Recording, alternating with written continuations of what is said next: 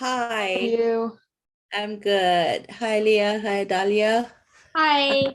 Hello. Usually we start with what's your name? And then after that, could you tell us a little bit about your background in African American studies, maybe what you studied in college and then what you teach now? Mhm. My name is Manisha Sinha, and I'm the Draper Chair in American History at the University of Connecticut. I studied US history in college. I came to the United States for graduate school, and I became interested in the history of slavery, abolition, Civil War, and Reconstruction. And for me, African American history is very much a part of American history, and that's the way I studied it, and that's the way I teach it. Awesome. Thank you. Yes, I love that perspective on it as well. So now that we know a little bit about your background, we were looking at your website on UConn and we saw that you specialize in abolition, slavery, and Reconstruction. So we just thought that we'd start out with some questions there. So first off, can you talk a little bit about the abolitionist movement and its origins? Yes, so my second book, my second monograph, I should say, is a history of the abolition movement. You can see the paperback behind me. And this is a book that I think I devoted the most amount of work to because I felt that in US history and even in popular culture, we did not really understand the movement to abolish slavery and its place in expanding the boundaries of American democracy. There are very few instances in history where ordinary American citizens, men and women, can actually move the pendulum of politics and political change. And for abolitionists, who were really a tiny minority of Blacks and whites, men and women, ordinary people, many of them who did not even have, the right to vote or citizenship rights, for them to sort of band together and start opposing slavery and then have this effect on the rise of anti-slavery politics in the North, which eventually leads to the Civil War and emancipation. It's a fascinating story. And I decided, I will just write about the years just before the Civil War. But I found myself going further and further back, and I ended up writing a comprehensive history of the abolition movement from the American Revolution to the Civil War. And more importantly, towards the end of the book, I talked about the long legacies of abolition and radical activism in the United States and how many activists, right down to our times, especially, those involved, of course, in the civil rights movement, but even activists today against mass incarceration or the criminalization of Blackness, they constantly evoke the abolition movement. Sorry about that. Yeah, so that was, if you notice, even present day activists use the term abolition and abolitionists because of this legacy of radical activism and successful radical activism that the abolition movement against slavery has sort of bequeathed to all of us.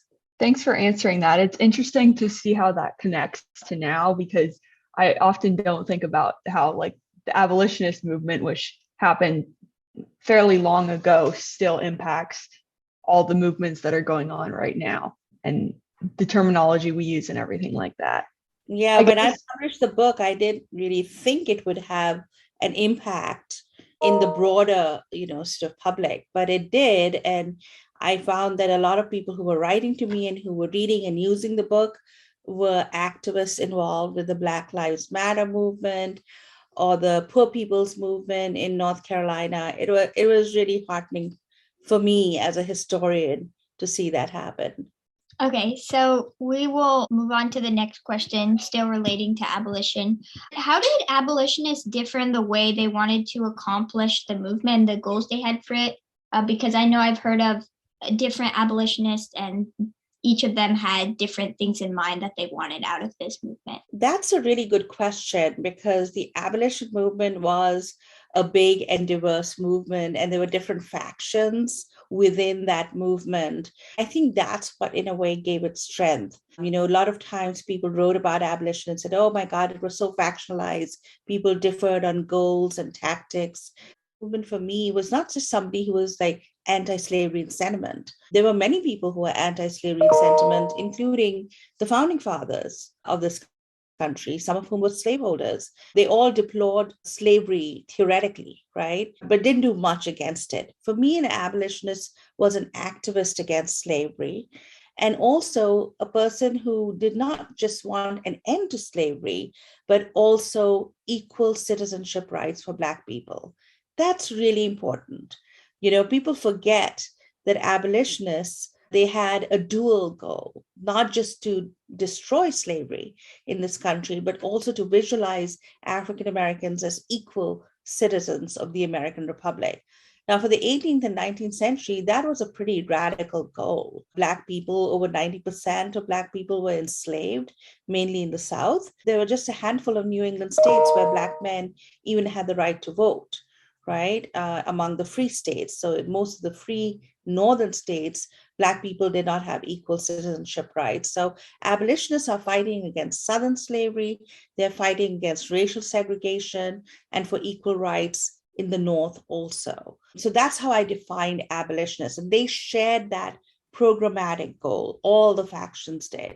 Now, within the abolition movement, there were radicals who followed William Lloyd Garrison in demanding, this is in the antebellum period, the period just before the Civil War.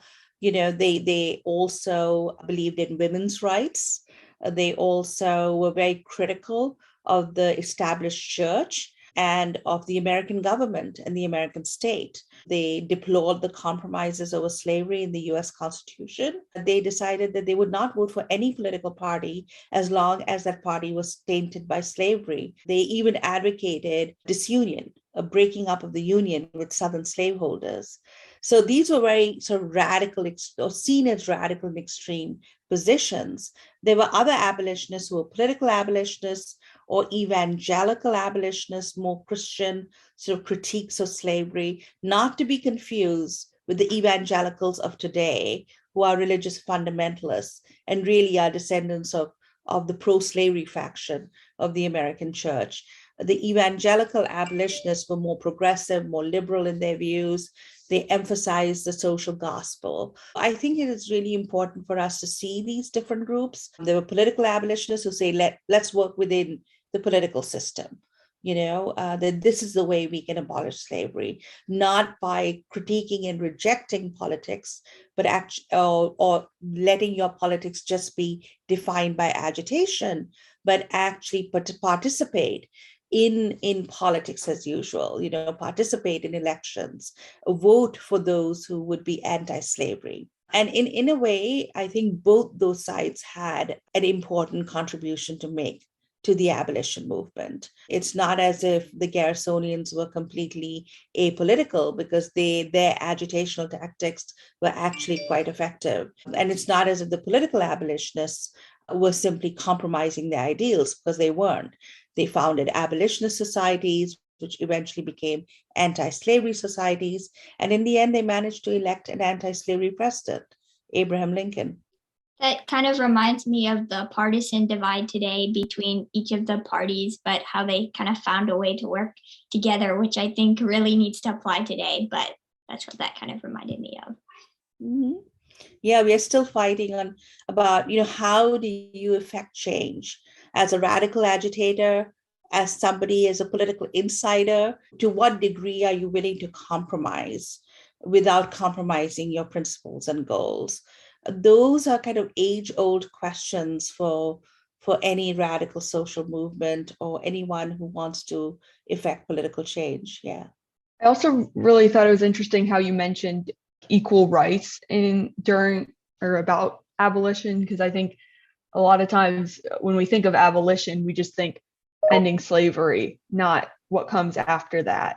And then also I liked how you mentioned the two different groups kind of, or main sides of the abolitionist movement. And I was wondering, are there specific people that we generally don't know about, maybe on either side, that had really big influence on what was going on? Yeah, one of the reasons why I wrote this book, and it eventually became a big book, was because there were so many what I think were pretty much heroic figures in the American radical democratic tradition that we don't know anything about today, right? We have a tendency to understand history mainly through, the histories of presidents and the histories of congressmen. We don't look at these other political actors, and it's a much wider scope because it included African Americans. In fact, African Americans are the ones who kind of pioneer many of the tactics and goals of the abolition movement. It certainly included women, abolitionist feminists, whom we all should be hearing about, but we don't know much about today. So amongst them, there were many sort of African American abolitionists besides Frederick Douglass and Harriet Tubman, which I think most people have heard of them, or at least I hope they have. Even though some people think they're still alive, but I think most people have heard about those iconic Black abolitionists. But there were many others. There was this man by the name of David Walker, who in the 1820s published the first sort of radical abolitionist pamphlet called An Appeal on Behalf of the Colored Citizens of the World. Again, you can see this claim to citizenship already in his words. And Walker died soon after publishing this pamphlet, but he really influenced Garrison and other radical abolitionists who came up.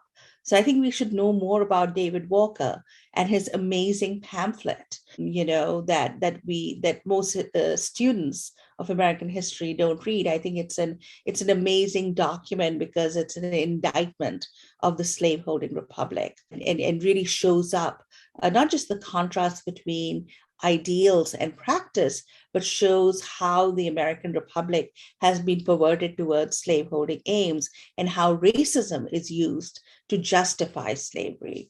So I think we should know more about him. I think we should know more about Black abolitionists who challenged pseudoscientific notions of race.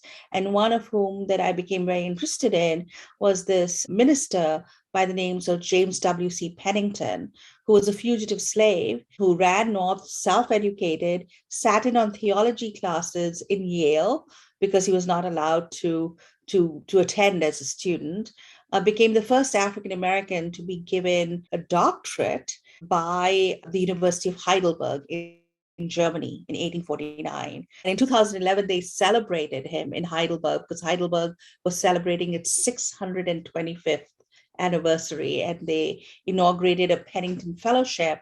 I went there and did a talk, and President Obama, I remember, sent his greetings and said, I'm a lot like Pennington. I came out of nowhere, and I really recognize what Pennington did. But for me, Pennington was important because he actually critiqued the pseudoscience of race, which was all the rage in the 19th century.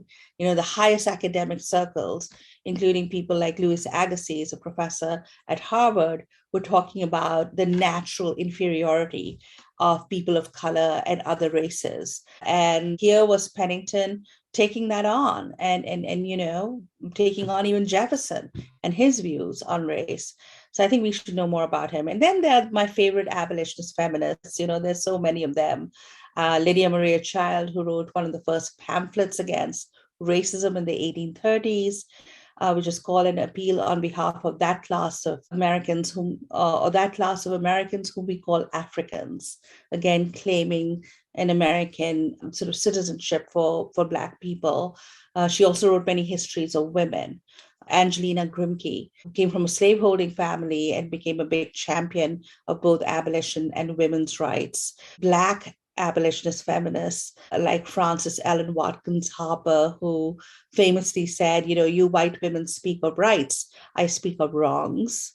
These women, I think, are people whom we can study their works, especially Harper. Her writings are amazing, not just her novels, but her speeches, her political writing during the Civil War and afterwards. We think women were disfranchised and were not doing anything, but in fact, they were extremely active in the abolitionist movement and in the early suffrage movement.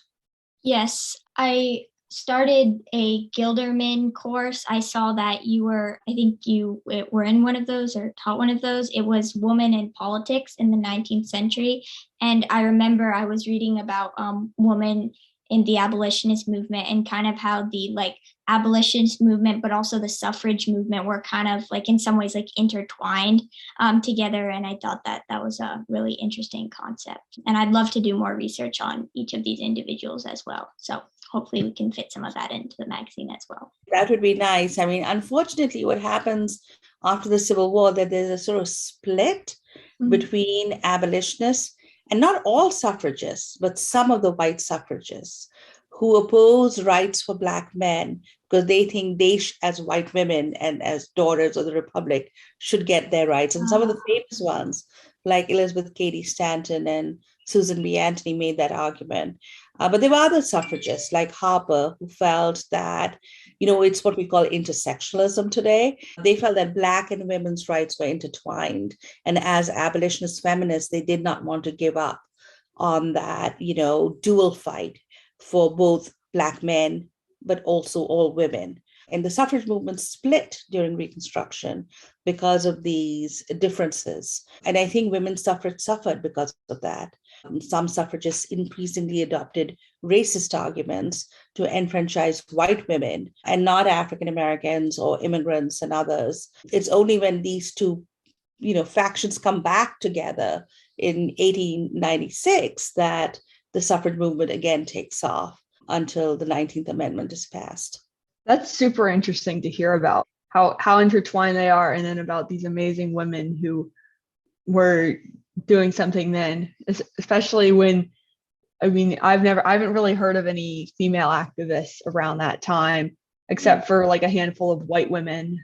And so that's really awesome to hear about. And you also mentioned like after the Civil War, which I think is like the Reconstruction era sort of time. Could you explain how, like, what that time was like in general, maybe for the movement specifically? Reconstruction, I've just finished writing a book on this, and I talk a lot about the women's rights movement then. But Reconstruction is the time period immediately after the Civil War, when in fact you had the passage of the 14th and 15th Amendments to the US Constitution. The 13th Amendment, of course, at the end of the Civil War, had abolished slavery in this country. The 14th and 15th Amendments are really important because the 14th Amendment established national citizenship for the first time in the US, regardless of race, regardless of previous condition of servitude. It was national birthright citizenship, which meant that if you were born in this country, you were a citizen and you had all the rights enumerated in the Constitution, that you had equal protection before the law. That's really important.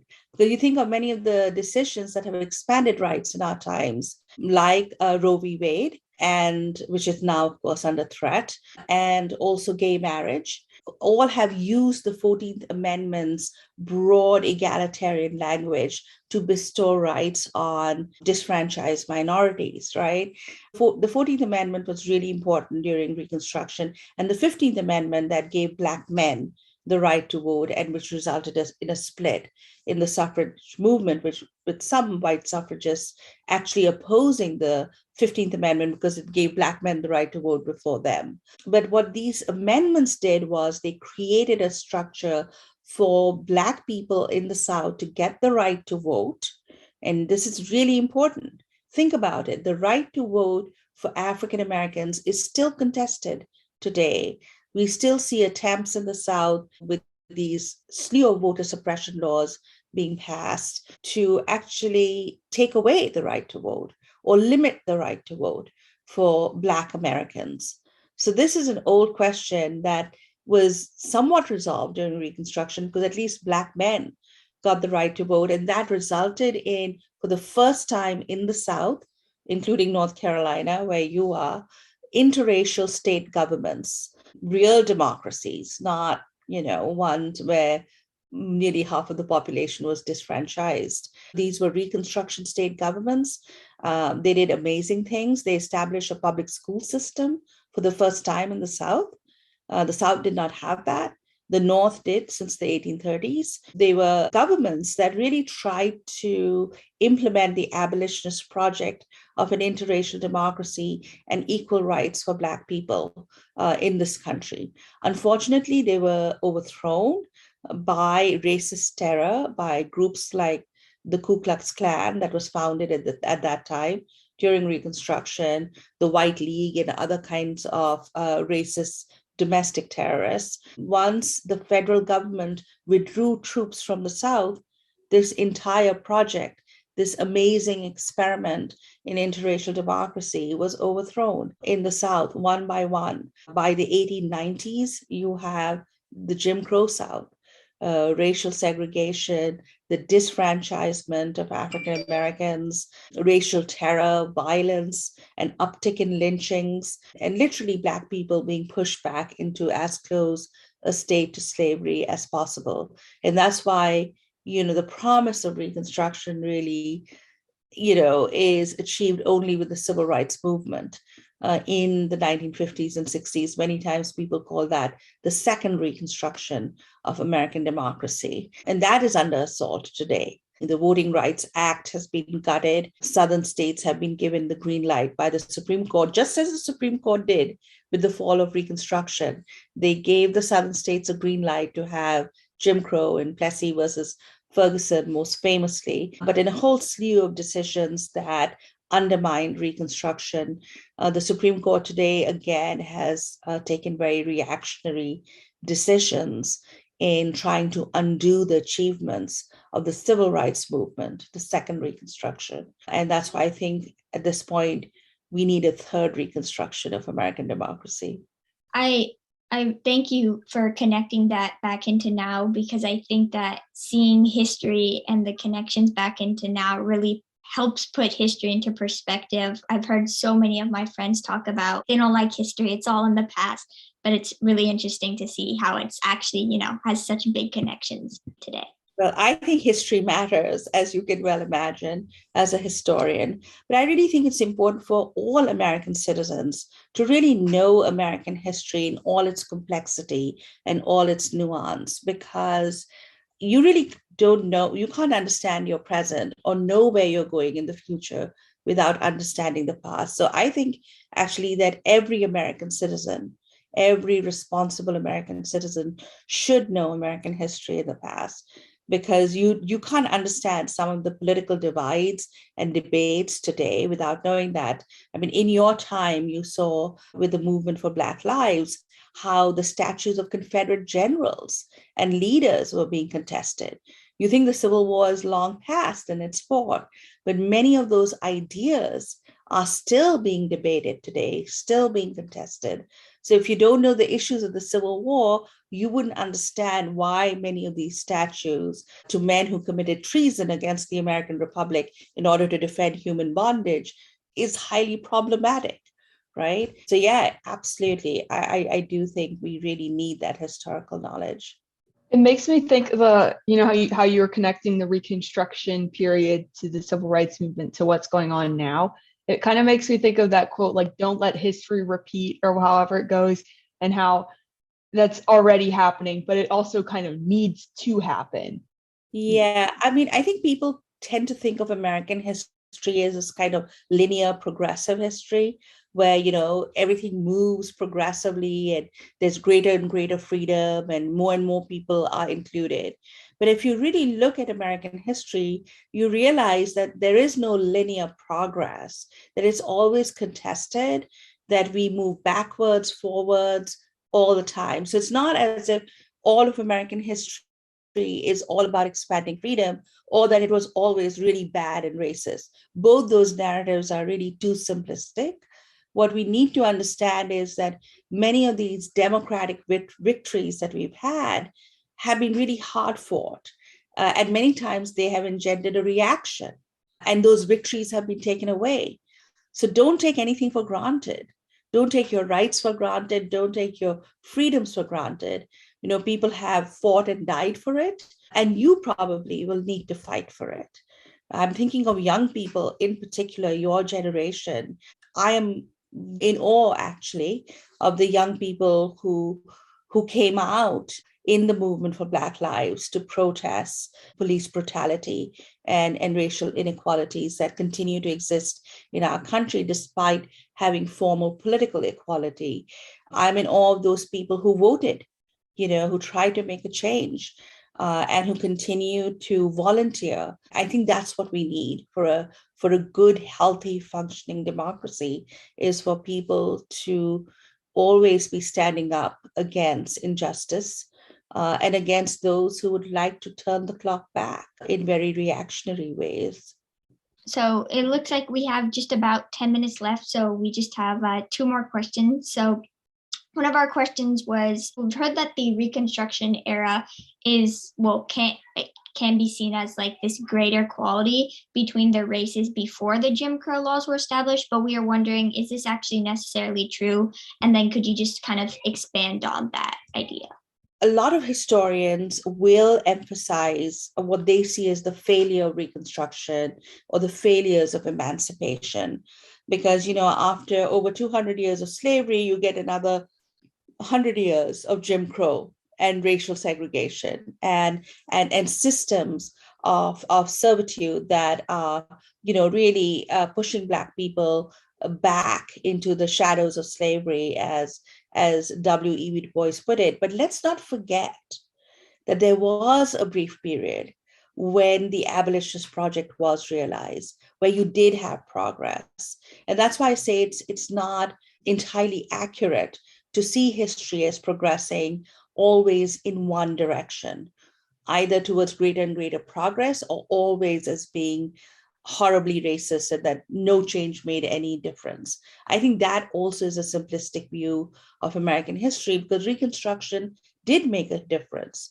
So in the 20th century, when you had, for the first time, African-American congressmen being elected, African-American governors being elected, they would turn back and say, is this the first person? And they'd go back and say, well, no, wait a minute. During Reconstruction, you had Black senators from the South, from Mississippi, which was a Black majority state, because they had the right to vote. You had a Black governor temporarily in Louisiana. You had thousands of African Americans in state and local government and in Congress, many congressmen from the South. And so it was important to remember that, even though that experiment was overthrown, their achievements could not completely be overthrown. We still have the 14th Amendment. I mean, Trump wanted to rescind the national birthright citizenship guarantee, which all immigrants like me and others have taken advantage of through an executive order. But of course, he couldn't do that. That's unconstitutional. You can't rescind a constitutional amendment. But those amendments have had lasting impact in American history. And the achievements of the Reconstruction government have had some impact. So yes, it was overthrown. Yes, you had another 100 years of Jim Crow and racist terror. But the fact remains that for African Americans, it remained an ongoing, long struggle for Black freedom and Black rights. And this was a fight not just for African Americans. In a way, as I said, it broadened the boundaries of democracy for everyone. So today, we can claim many rights based on some of those important amendments. I wrote a piece for the New York Review of Books called The Case for a Third Reconstruction, where I say we haven't even implemented those amendments. And if we implement those Reconstruction amendments, things would be very different. For instance, in the 14th Amendment, if you pass voter suppression laws, you suffer a loss of representation in Congress. We should implement that. It's not been implemented ever. The South never suffered a loss of representation in Congress, even after it suppressed Black votes. We should implement the 14th Amendment that said that if you have committed treason or led an insurrection against the government of the United States, you cannot hold a high office unless you are pardoned by Congress. And many of the Confederates were, unfortunately, but today we can even use those, we can trigger those clauses of the 14th Amendment to prevent attacks on American democracy and democratic governance. So I do think Reconstruction matters. I do think we should be able to look back at the achievements, but also look at the cautionary tale of how it was overthrown, so that we are not doomed to repeat history. And history rarely repeats, Sometimes those issues unresolved keep coming up. Sometimes first as tragedy and then as farce, as it has recently in the last few years. But it is really important for us to remember that those achievements are something that we can build upon, that they were not completely washed away by the Jim Crow era. I really liked how you brought everything together in the end there, especially with specific events of things that are going on now. And I guess I haven't really thought, like the 14th Amendment, we were talking about it in my civics class briefly, but hearing there's so much more that can be done with it than just saying, here's equal opportunity for everyone. It holds a lot more power than we're told that it holds. Absolutely. You're making an excellent point there, because the 14th Amendment was interpreted into virtually non-existence by the Supreme Court. And the biggest irony is that they used it to defend the rights of corporations rather than individual citizens or freed people, former slaves, as it was intended to. So it was kind of perverted also a little bit in the way it was interpreted. But it goes to show you that law, the rule of law, and even these constitutional amendments can be used in progressive ways, can be seen as bestowing rights on people, which is exactly how the framers of the 14th Amendment meant it to be used. They use this very expansive, broad, egalitarian language of the equal protection of the laws. And that's why, as I told you, things have been done under that clause that probably they didn't visualize either, including the legalization of gay marriage, including Roe v. Wade, and the right to privacy, which they construed from equal protection, including outlawing discrimination on the basis of sex, which the late, great Ruth Bader Ginsburg devoted her life to and fought. She used the 14th Amendment to make that argument. So yeah, I think it's a sleeping giant in the US Constitution. Immigrant rights, think about that. Birthright citizenship. There's all this sort of racist criticism of what they call anchor babies in the US, or they want to rescind that because there's a lot of nativist sentiment against recent immigrants to this country. But I think that's what makes the amendment so powerful and important, a notion of civic citizenship that is not bound by ethnicity. The Germans for a long time gave citizenship only by blood. So you could be a German of third or fourth descent in Russia and claim German citizenship. But if you're a Turkish person who had been in Germany, for many generations, you still could not claim it. They're changing that ethnic requirement now. But in the United States, we have this concept of civic citizenship that I think the 14th Amendment's guarantee of national citizenship, regardless of race, really brought together. And if we continue to aspire to those ideals, we can fight against this kind of false patriotism that's, really is nativist, prejudiced. And that actually goes against the highest ideals of American republicanism with a small r. If you don't have anything else that you'd like to say, I feel like that's it. Such a great note to end on, plus the fact that the Zoom has a minute left. So. Okay. All right. Now, I probably need to go too. Yes. Thank you so much. It was a lot of fun talking to both of you. Best of luck with everything. And if you write up the article, do send me the link. Yes. Okay. Will do. Of course. Yes. Thank you so much. Thank you so much. Have a great night. Bye-bye. Have a wonderful evening. You too. Good night. Bye. Good night.